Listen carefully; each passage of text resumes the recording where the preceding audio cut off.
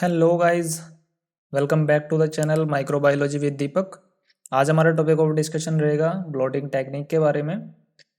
इस video lecture में हम कवर करने वाले हैं ब्लोटिंग टेक्निक की डेफिनेशन, ब्लोटिंग टेक्निक के तीनों types, southern blotting, northern blotting and western blotting. इसके हम ब्लोटिंग टेक्निक के एडवांटेज, लिमिटेशन एंड एप्लीकेशन भी इसी वीडियो लेक्चर में कवर करने वाले हैं। तो चलिए ज़्यादा टाइम वेस्ट ना करते हुए स्टार्ट करते हैं।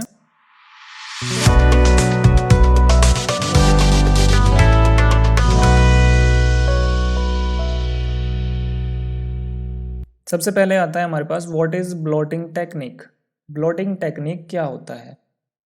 ब्लोटिंग टेक्निक का मतलब होता है किसी डिजायर्ड या फिर स्पेसिफिक डीएनए, आरएनए या फिर प्रोटीन मॉलिक्यूल को एग्रोस जेल से नाइट्रोसेल्यूलोज मेम्ब्रेन के ऊपर ट्रांसफर करने के प्रोसेस को ब्लोटिंग टेक्निक बोलते हैं। ब्लोटिंग टेक्निक मतलब किसी स्पेसिफिक डीएनए, आरएनए या फिर प्रोटीन मॉलिक्यूल को एग्रोस जेल से नाइट्रोसेल्यूलोज मेम्ब्रेन के ऊपर ट्रांसफर करने के प्रोसेस को ब्लोटिंग टेक्निक बोलते हैं। ब्लोटिंग टेक्निक एक बहुत ही यूजफुल टेक्निक है। ये बायोमेडिकल रिसर्च या फिर क्लिनिकल डायग्नोस्टिक में बहुत ही ज़्यादा यूज की जाती है टू डिटेक्ट स्पेसिफिक डीएनए और RNA protein molecule. Blotting technique की हेल्प से हम स्पेसिफिक डीएनए, आरएनए या फिर प्रोटीन मॉलिक्यूल को डिटेक्ट कर सकते हैं। ब्लोटिंग टेक्निक मेनली 3 स्टेप में परफॉर्म की जाती है। मेन 3 स्टेप होते हैं इसके, एक electrophoresis, transfer and detection. Electrophoresis में क्या होता है? इलेक्ट्रोफोरेसिस में बेसिकली जो टारगेट मॉलिक्यूल है हमारा, मतलब डीएनए, आरएनए या फिर प्रोटीन मॉलिक्यूल है, उसको हम साइज एंड चार्ज के बेसिस पर सेपरेट करते हैं with the help of electric current. Then जो हमारे पास सेपरेटेड डीएनए, आरएनए या फिर प्रोटीन के मॉलिक्यूल होते हैं, उनको कैपिलरी एक्शन के थ्रू हम नाइट्रोसेल्यूलोज मेम्ब्रेन के ऊपर ट्रांसफर करते हैं और इसे ट्रांसफर करने के प्रोसेस को ब्लोटिंग टेक्निक बोलते हैं या फिर इलेक्ट्रो ब्लोटिंग भी बोलते हैं। देन फाइनल ट्रांसफर्ड मॉलिक्यूल को हम फ्लोरोसेंस या फिर रेडियो एक्टिविटी के थ्रू विजुअलाइज करते हैं। तो ये होता है ब्लोटिंग टेक्निक। नेक्स्ट आता है हमारे पास types of blotting technique. Blotting technique mainly 3 type की होती है, southern blotting, northern blotting and western blotting. Southern blotting DNA को डिटेक्ट करने के लिए यूज की जाती है, नदर्न ब्लोटिंग आरएनए को डिटेक्ट करने के लिए यूज की जाती है एंड वेस्टर्न ब्लोटिंग प्रोटीन को डिटेक्ट करने के लिए या प्रोटीन मॉलिक्यूल को डिटेक्ट करने के लिए यूज की जाती है। नेक्स्ट आता है हमारे पास southern blotting technique. Southern blotting technique DNA को डिटेक्ट करने के लिए या फिर कहीं के डीएनए के फ्रेगमेंट को डिटेक्ट करने के लिए सदर्न ब्लोटिंग टेक्निक यूज की जाती है।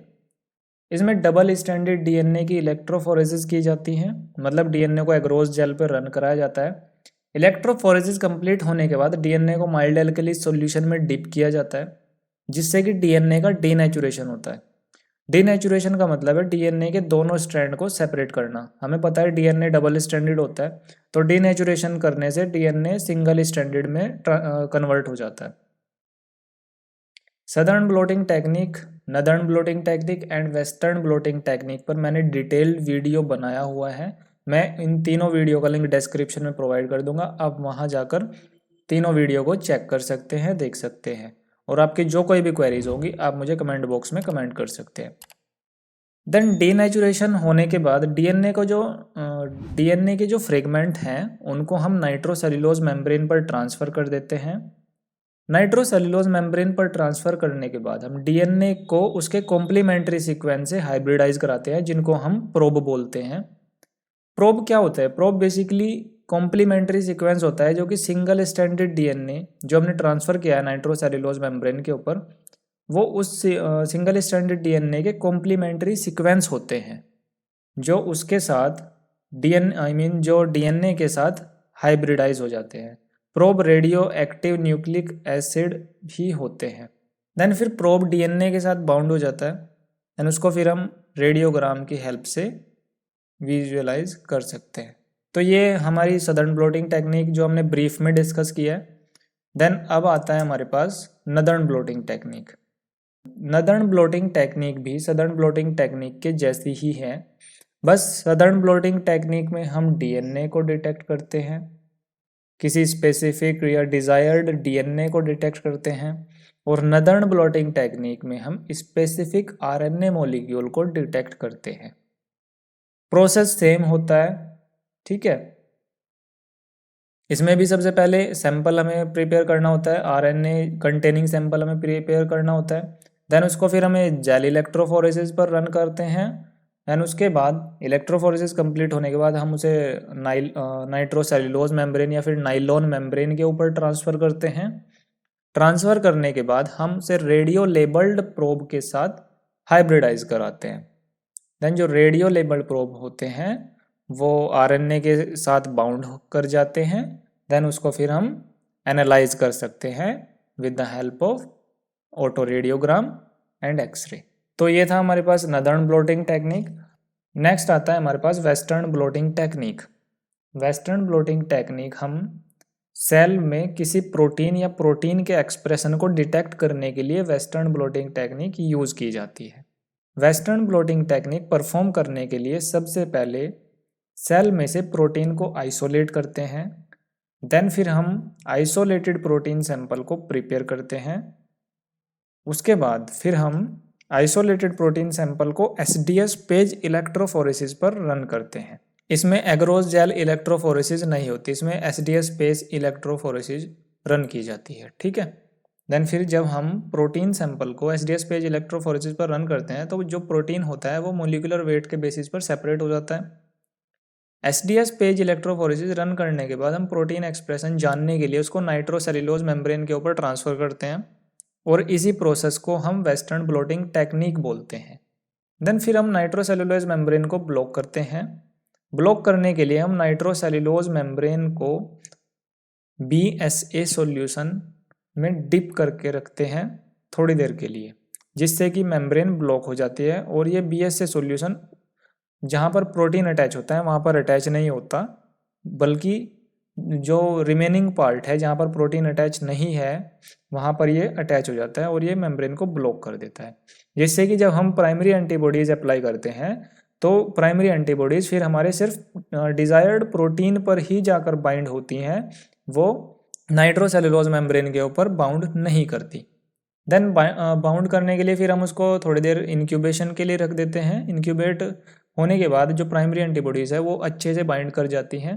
देन उसके बाद हम वॉशिंग स्टेप परफॉर्म करते हैं, जिससे कि जो एक्स्ट्रा प्राइमरी एंटीबॉडीज़ हैं वो वॉश आउट हो सके।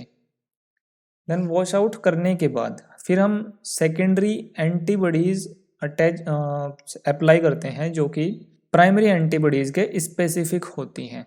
और जो ये सेकेंडरी एंटीबॉडीज़ होती हैं ये डिटेक्टर मॉलिक्यूल से टैग्ड रहती हैं। डिटेक्टर मॉलिक्यूल एंजाइम भी हो सकता है या फिर ये फ्लोरोसेंटली टैग्ड एंटीबॉडीज़ भी हो सकती हैं।